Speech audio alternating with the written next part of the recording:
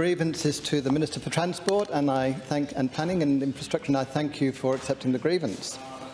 When the McGowan government came into office, it came with a strong commitment to the City of Bunbury to grow the City of Bunbury as the state's second city and to look at the quality of life and livability of the city, and in so doing formed the Bunbury Development Committee. And the Bunbury Development Committee is made up of government agencies and local civic leaders, and they have a mandate to look at a number of specific projects within the city, and one of those concerns the suburb of Glen Iris. So my grievance today concerns planning for the sustainability and livability of this suburb, but more specifically road safety issues and road efficiency issues that have come out of the work of the Bunbury Development Committee. So it's worthwhile taking a really good look at Glen Iris because until we came into office it was very much a neglected suburb. It sits to the north of Bunbury, it's isolated from Bunbury by the Preston River, and on two sides it's constrained by the South West Highway, the major highway coming into Bunbury from the north and to the south, and the other major highway being Forest Highway to the east. Constrained by that and constrained by heavy vehicle movements, and yet this is a suburb of around 4,500 people.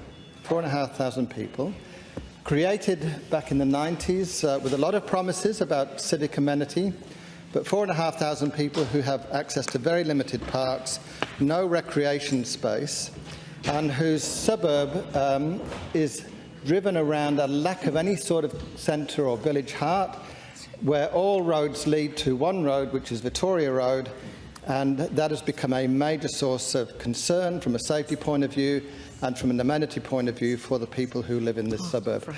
And people who live in this suburb deserve significantly more. They are working families, they have young families, many of them are starting out with their first home, building a family and living in a suburb that is largely neglected and isolated.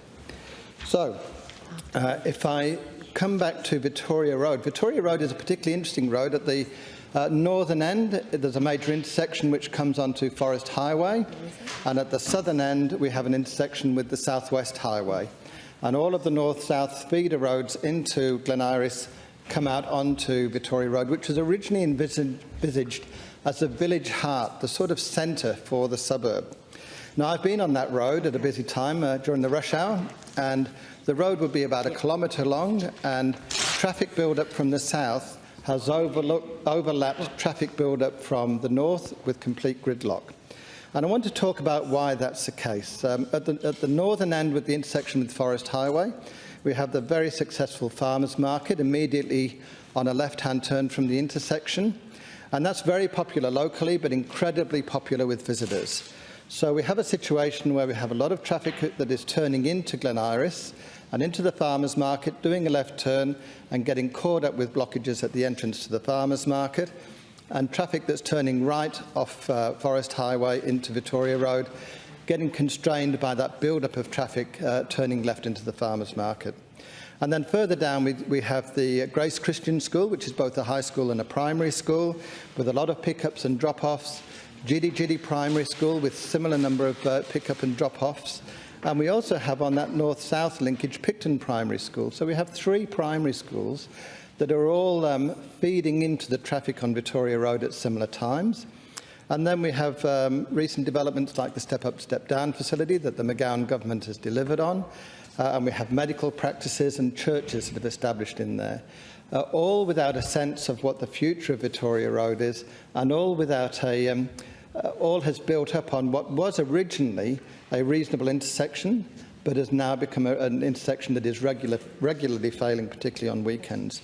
And at the other end, at South West Highway, we equally have a build-up due to traffic that is turning right into South West Highway and traffic that's coming down from the north on South West Highway wanting to turn right into Victoria Road, because Victoria Road functions almost as a regional distributor road between the industrial centres to the south and the Forest Highway and the faster route into Perth to the north.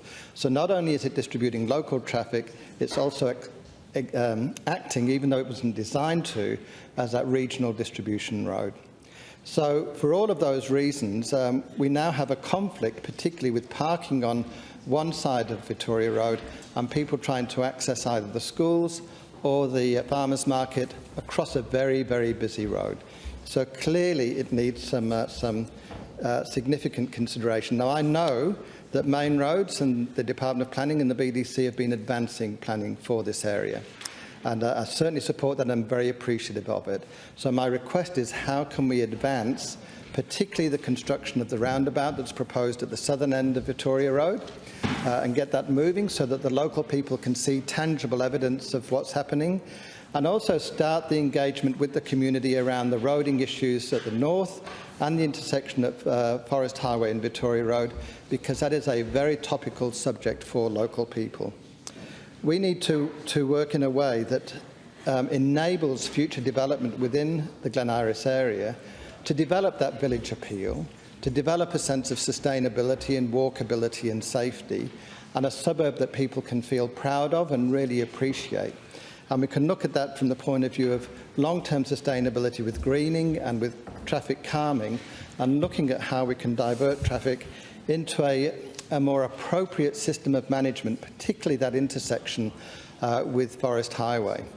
The previous government did some work to try and address the issues of congestion in that area by building a roundabout at Elup, but totally forgot to address the issues confronting that intersection, particularly with Victoria Road and Forest Highway. Now, I know that this government's commitment to the Outer Ring Road will make a significant difference to traffic into the future, but it is still a critical area of need in terms of how we get the traffic management right and how that can facilitate sustainable planning to build a village centre within the Glen Iris area and give that community a sense of being a community and not just a neglected suburb on the northern boundary of Bunbury. Thank you, Minister. Minister for Transport. Thank you, Madam Acting Speaker. Now, I thank the member for Bunbury for this grievance, and I must say this is one area that, or first of all, that the member for Bunbury knows more about Bunbury than I think anyone I've ever met, and in particular in this area. He's shown an absolute passion and commitment to basically improving the amenity for those living in that area, understanding the potential growth that will happen. And as the member outlined, the Glen Iris estate is one that is basically sandwiched between two main corridors, Forest Highway and South West Highway. And of course we have a very successful farmers market down there, and I think anyone that's been down south has probably popped through those markets, and they've been continuing to grow in the range of products that they sell. But that has created some traffic issues, and significant traffic issues. So one of the, again, another commitment of the member for Bunbury, which we've delivered, it was the establishment of the Bunbury Development Committee, really to try and bring a cross-government approach, a cross-agency approach to dealing with some of these problems. And Glen Iris was highlighted as a priority area. So, member, as we've spoken and you've been very proactive about, we really need to look at both short and long-term fixes for that area. It's true to say that the Bunbury Outer Ring Road will take some pressure off traffic movements, particularly along the Forest Highway in that area.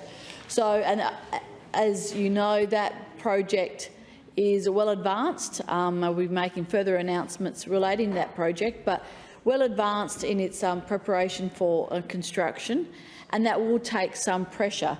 But there still is a need to improve traffic flows and safety. Of course, South West Highway and also Victoria, we do have a commitment and funding to improve that intersection. But Forest Highway continues to be a challenge because, in particular, of some of the land constraints, in particular for those turning left off Forest into Victoria, and we're working to see what we can do.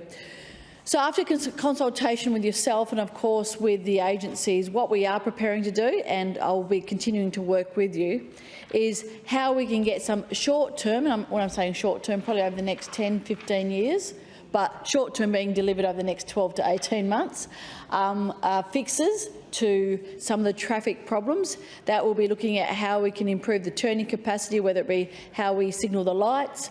It's also about if there's any room to improve, increase the number of lanes, but that's very tight, but we're going to investigate all those options. And also looking at what we can do in relation to the proposed development that is also in that area. Member, as you realise, that this is not just a stagnant area, it's going to be a very ever-changing area, and not only with probably more residential but also the more commercial proposals.